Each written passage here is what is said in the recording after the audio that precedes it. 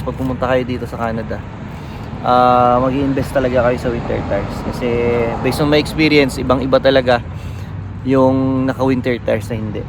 Let's say ikaw ay international student, kasama mo yung buong pamilya mo, so automatic pagdating mo, insured na agad kayo sa Alberta. Pagka meron kayong Alberta Health Insurance ng province, maraming bagay na makukuha nyo ng libre, kagaya ng mga flu shots.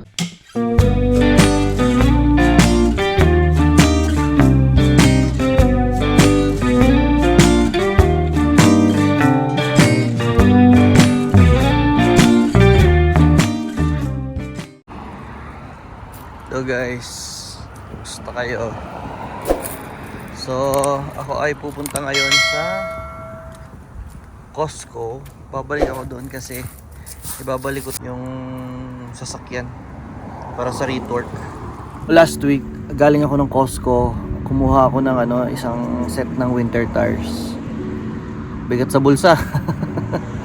Pero ganun talaga kung ang iisipin mo dito sa Canada is para sa safety, dapat talaga dito naka winter tires ka, lalo na dito sa Alberta. Talagang kapag winter season ay malala yung snow at saka yung ice,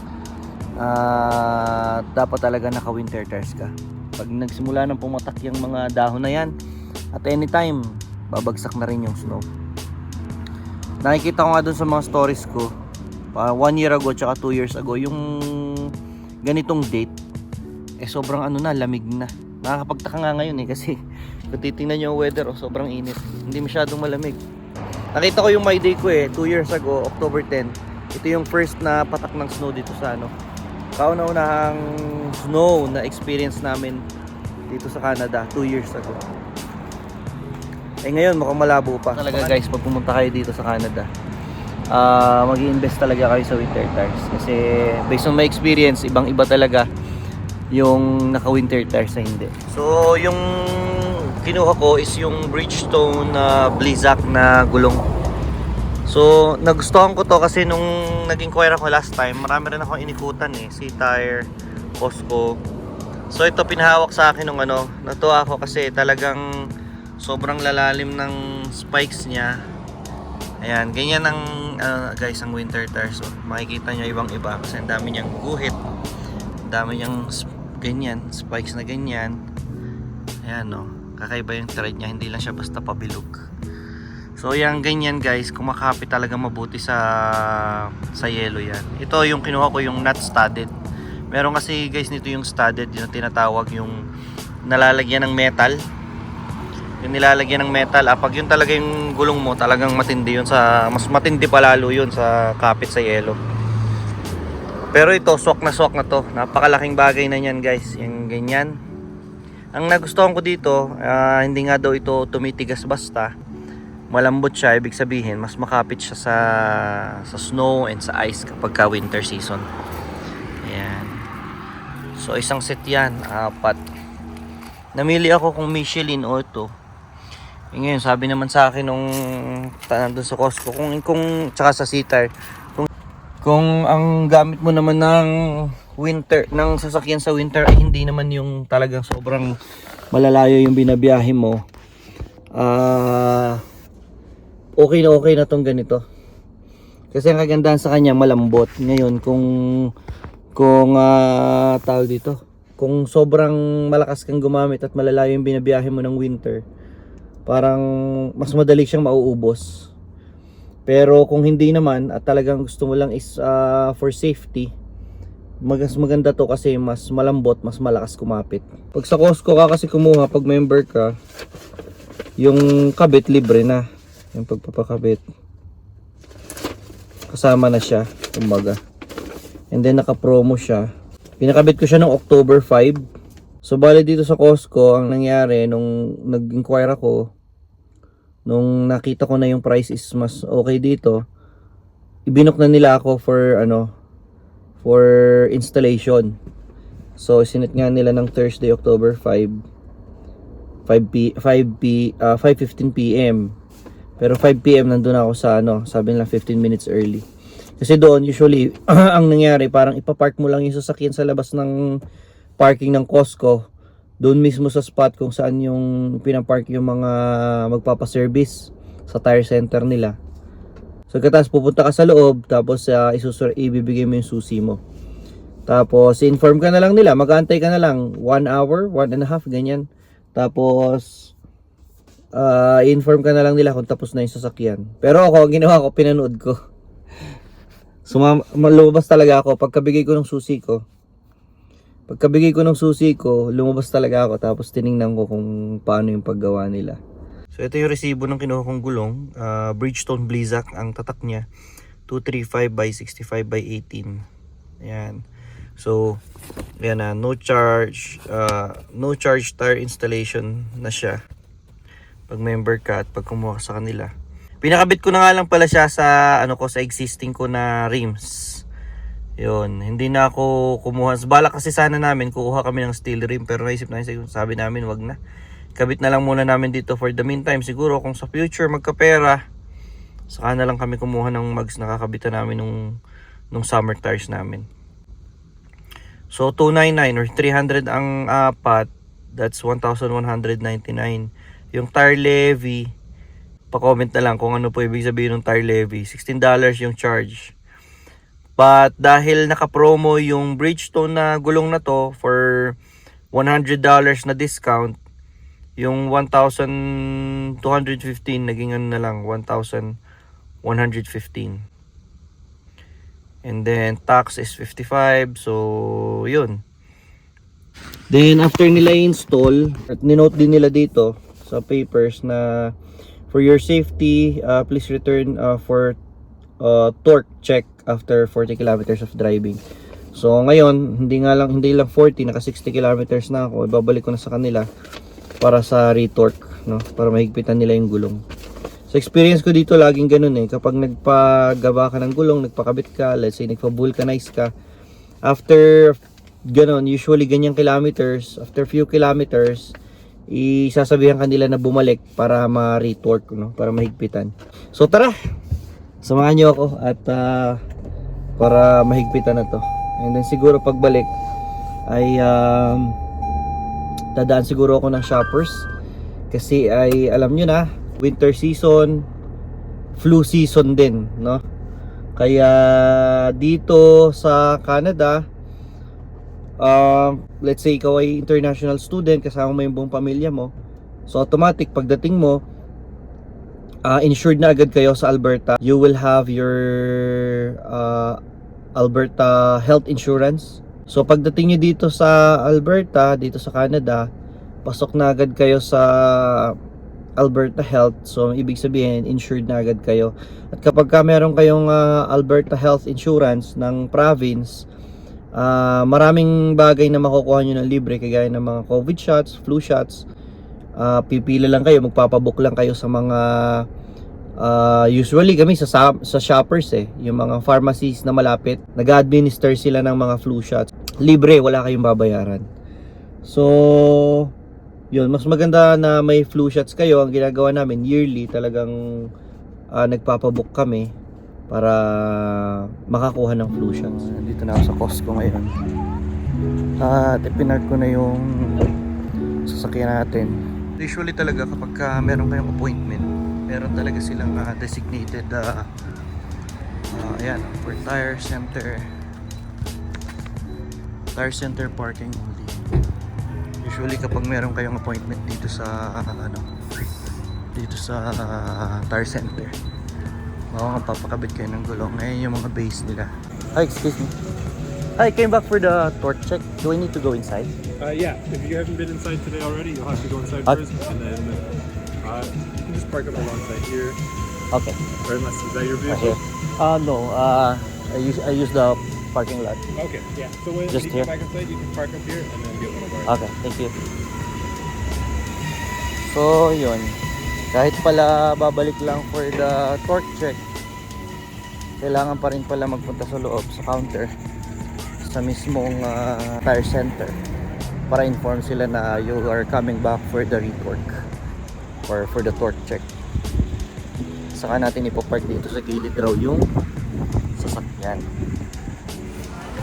Grabe. May pila ngayon, guys. 8 people in front of me. Bago tayo makausap yung doon sa tires. Hi, how are you? Good, thank you. I actually just came back for my torque check. And then the balancing, I don't Copy, and I need your signature down on the bottom. because I haven't seen driving for GNA. Like I feel there is no grip Thank to you. the road. Just pull up in front of Bay The One vehicle is swaying to one side. Thank you. Yun lang. So nakita ko lang yung paper ko na binigay nila last time after nila install yung gulong. I-scan lang ulit nila yung barcode. Tapos yun na. Pinapapark na nila yung sasakyan doon para ma-report. So naghihintay pa rin ako dito guys sa labas ng bay nila. Grabe. Naantok ako kasi bitin ang tulog ko kanina. Medyo bitin. 10:30 na yata ako nakatulog. Gising ng 2:30. So 4 hours lang yung tulog ko. Titignan ko mamaya pag uwi ko kung baka makakatulog pa ako para medyo makabawi-bawi naman. Diba? So ganun lang, tapos na. Actually hindi na nga kinailangan dalhin dun sa bay kasi lumabas na lang siya dito. Dadaan muna siguro ako ng Shoppers kasi magtatanong ako kung available na yung yung vaccines. Para kung available, balak namin magpaturok na kami sa mga Saturday siguro. Nung nasa Pilipinas pa ako, basta lang ko pag bibili ng gulong, Goodyear, ganyan. Di ba yung usual na gulong sa atin, bibili ng Goodyear. Nung nakarating lang dito sa Canada ko naisip na daming klase ng gulong na ginagamit. So alam nyo ba dito, merong summer tires, merong tinatawag dito na all season tires. Iba pa yun guys sa all weather tires. At iba pa rin yun sa winter tires. Google ko nga yun minsan at nalilito rin ako eh. Depende sa lugar mo dito sa Canada kung alin ang pupwede sa'yo.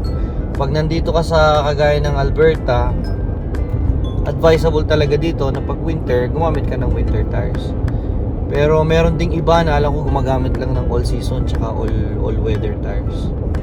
So kumbaga kung i-rank mo yun, yung all season, all weather at saka winter tires, parang pinaka-safe talaga, pinaka-magandang gamitin mo is una yung winter tires. Kasi syempre talagang made for winter, talaga yan eh, driving, winter condition, yung talagang icy, tsaka sobrang kakapal na snow, kayang-kaya yan ng winter tires.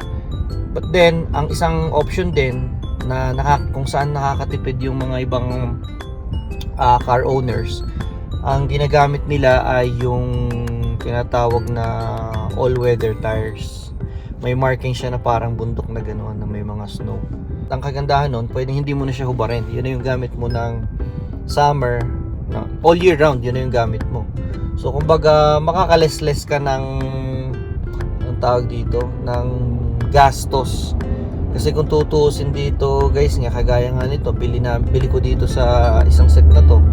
Para ngayon 1,000, nasa 1,200, di ba? Kung i-convert mo yun sa peso, di ba? Sobrang malaking gastos talaga. Pero syempre nga, ang iisipin mo na lang is safety at saka hindi ka naman taon-taon bibili ng gulong, di ba? Ngayon, option mo din nasa sayo kung gusto mong yearly babalik ka sa tire center at magpapa-switch ng gulong from summer to winter tires to summer tires kapag nag-summer. Or pwede rin naman na mag-acquire ka pa, bumili ka pa ng isang set ng rims, pwedeng alloy rims or steel rims, depende sa'yo kung saan mo ilalagay yung winter tires para naman makakalis ka doon. Kasi pagdating ng pag-change ng season, edi ikaw na lang yung magkakabit ng mag-i-install ng gulong mo. Hindi mo na kailangan yung di ba? Pag meron kang jack, okay na. Hindi mo na kailangan yung babalik ka sa tire center. Ang charge dito ng pag-aayos ng gulong, paglalagay, napakamahal. So hindi kagaya sa atin sa Pilipinas. Tatandaan ko nga nung bago kami umalis nung last na nagpakabit ako ng gulong doon sa kotse namin sa Pilipinas. Pag bumili ka ng isang set ng tires na bumili ako dati ng Goodyear para doon sa kotse, libre na yung kabit. Libre na yung balancing, alignment, ganyan. Libre na. Alignment yata may bayad, pero yung balancing, kasama na. Pero dito, lahat may bayad. Lahat may bayad rito at mahal. Kaya, kumbaga, hindi rin practical kapag yung pabalik-balik ka every mag-change ng season, ng summer to winter and winter to summer, magpapalit ka sa tire centers kasi talagang gastos. Yung una kong sasakyan na CR-V, nung nabili ko siya, meron na siyang isang set ng summer tires sa rims at meron din siyang isang set ng winter tires na nasa steel rim. Pero nung nabili ko siya, bumili rin ako ng bagong winter tires, 4. Although ang binili ko doon is mumurahin lang. Eh dito syempre sa ano naman kung 'di ba? Kung China ang bibilin ko na na gulong. So bumili na ako ng pinagpipilian ko lang talaga is Bridgestone or Michelin kasi yun talaga magagandang klase dito. So nung sa dati nga sa CR-V, ako na lang ang nagpapalit. Pag nag-winter, ako na lang ang nagpapalit ng gulong. Diba? Less ang gastos. Daan muna ako dito sa Shoppers, guys. Yan. So usually yung Shoppers Drug Mart na pharmacy, usually yung mga locations nila nag-administer talaga sila ng mga flu shots so itatanong ko lang kung available na para kung saan malaman ko rin kung paano ako magbubook, kung online ba or pwede na ako mag-book sa kanila dito sa store. Flu shot is available now. It starts next week on the 16th. Ah, Do you want okay. us to book you an appointment? 16. We can do walk. Yeah, because I'll be coming with my family too. Yeah. Thank you. Did it ever occur to you So, my next heart's week. more than a toy? Please go easy on me, babe. Send message after message, forward my calls. Next day you hit me back like nothing happened at all. What about all the things you used to say to me?